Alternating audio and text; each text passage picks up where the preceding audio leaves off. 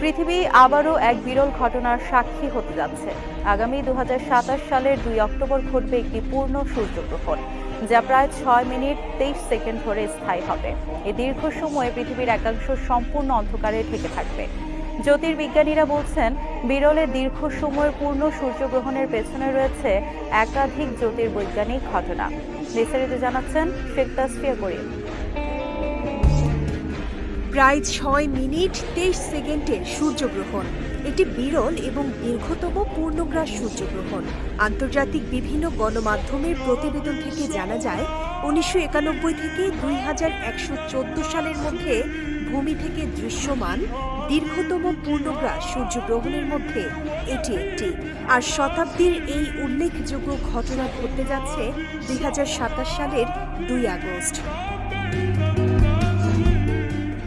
নাসার তথ্য মতে সূর্যগ্রহণ ১০ সেকেন্ড থেকে প্রায় ৭.৫ মিনিট পর্যন্ত স্থায়ী হয়।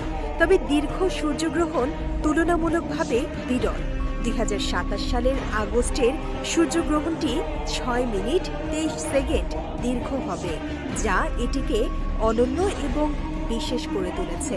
প্রতিবেদন অনুযায়ী ২০২৭ সালের ২ আগস্ট পৃথিবী থাকবে অ্যাফিলিয়ন অবস্থানে, অর্থাৎ সূর্য থেকে এর কক্ষপথের সর্বোচ্চ দূরত্বে।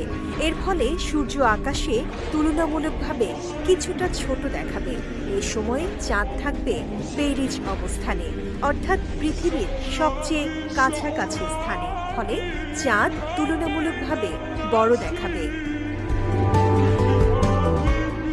এই দুটি ঘটনাই একসঙ্গে ঘটার ফলে চাঁদ সূর্যকে পুরোপুরি ঢেকে ফেলতে পারে এবং ৬ মিনিট পর্যন্ত এর স্থায়িত্ব হবে।